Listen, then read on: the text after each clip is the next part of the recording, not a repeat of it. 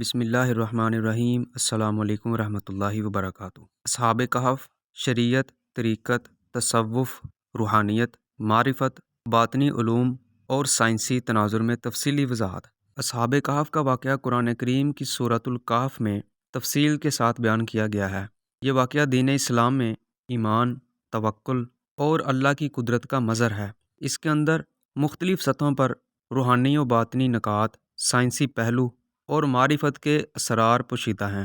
شریعت میں اصحاب کہف شریعت اسلام کا ظاہری ڈھانچہ ہے جو احکام الہی کی پیروی پر مشتمل ہے۔ اصحاب کہف کا واقعہ ایک اہم شریعتی اصول پر روشنی ڈالتا ہے، جیسے توحید اور اطاعت۔ اصحاب کہف کے نوجوانوں نے اپنی قوم کے شرک سے بچنے کے لیے اللہ کی رضا میں ہجرت کی، جو شریعت میں ہجرت فی سبیل اللہ کہلاتی ہے۔ اللہ پر توکل، انہوں نے اللہ پر بھروسہ کیا اور غار میں پناہ لی، جو اس حقیقت کو ظاہر کرتا ہے کہ اللہ اپنے مخلص بندوں کی حفاظت فرماتا ہے۔ قیامت اور حیات بعد الموت کی دلیل۔ اصحاب کہف کا 300 سال بعد بیدار ہونا قیامت کے دن دوبارہ زندہ کیے جانے کی دلیل ہے۔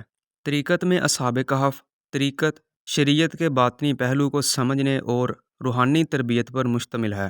اصحاب کہف کے واقعے میں کئی طریقتی سبق ملتے ہیں۔ صحبت صالحین، یہ نوجوان اللہ کے لیے ایک ساتھ جمع ہوئے، جو صوفیاء کے نزدیک ولایت کے لیے ضروری ہے۔ خلوت نشینی، انہوں نے دنیاوی فتنوں سے بچنے کے لیے ایک غار میں خلوت اختیار کی، جو کہ طریقت میں چلہ کشی یا خلوت و ذکر کی مشق سے مشابہت رکھتی ہے۔ یقین اور تسلیم و رضا، انہوں نے غار میں سوتے ہوئے بھی اللہ پر کامل یقین رکھا، جو صوفیانہ اصول تسلیم و رضا کی مثال ہے۔ تصوف اور اصحاب کہف، تصوف میں روحانی اسرار و باطنی علوم کو سمجھنے کی کوشش کی جاتی ہے۔ اصحاب کہف کی زندگی میں کئی صوفیانہ پہلو نمایاں ہیں۔ روحانی نیند، صوفیہ کرام کے نزدیک بعض اولیاء کرام ایک خاص روحانی کیفیت میں چلے جاتے ہیں، جس میں وقت اور زمان و مکان کی قیود ختم ہو جاتی ہیں۔ ذکر الہی کی برکت، قرآن کہتا ہے وَرَبَطْنَا عَلَىٰ قُلُوبِهِمْ، ہم نے ان کے دلوں کو مضبوط کر دیا۔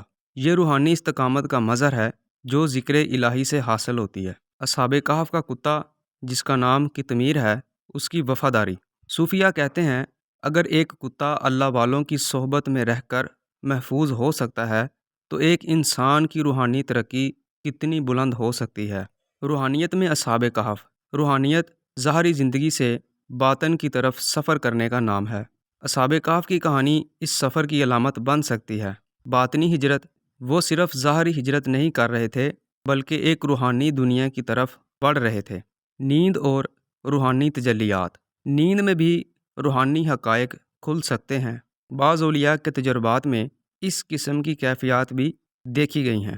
اللہ کی طرف رجوع، ان کا عمل دنیا سے بے رغبتی اور خالص اللہ کی طرف رجوع کا درس دیتا ہے، جو روحانیت کا اصل ہدف ہے۔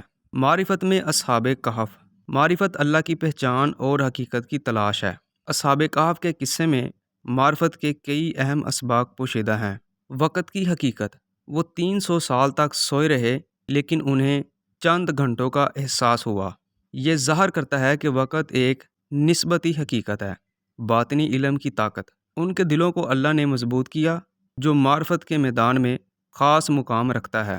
تقدیر اور اختیار، اللہ نے انہیں نیند میں رکھا، جو ظاہر کرتا ہے کہ انسان کا اختیار محدود اور تقدیر غالب ہے۔ باطنی علوم اور اصحاب کہف، باطنی علوم سے مراد وہ راز ہیں جو عام فہم سے بالاتر ہوتے ہیں۔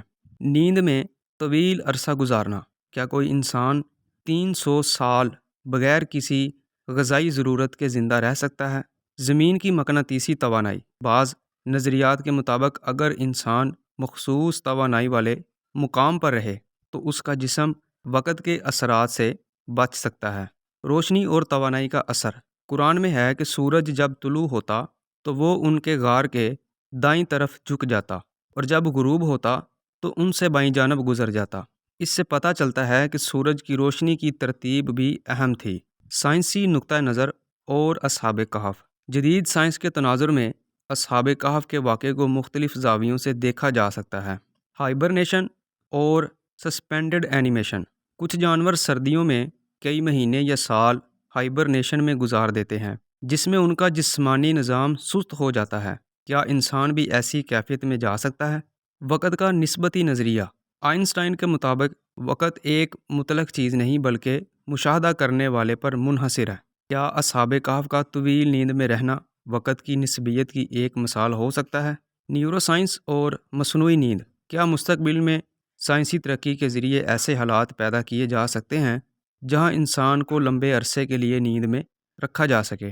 آج کی گفتگو سے حاصل یہ ہوا، اصحاب کہف کا واقعہ نہ صرف ایک تاریخی حقیقت ہے بلکہ شریعت، طریقت، تصوف، روحانیت، معرفت، باطنی علوم اور سائنس کے مختلف زاویوں سے انتہائی گہری حکمتیں رکھتا ہے۔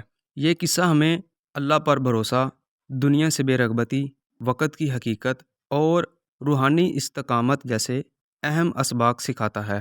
یہ واقعہ آج کے دور میں بھی غور و فکر اور تحقیق کے دروازے کھولتا ہے، جہاں ایمان، روحانیت اور سائنسی تفکر کو یکجا کر کے حقیقت کی گہرائی کو سمجھا جا سکتا ہے۔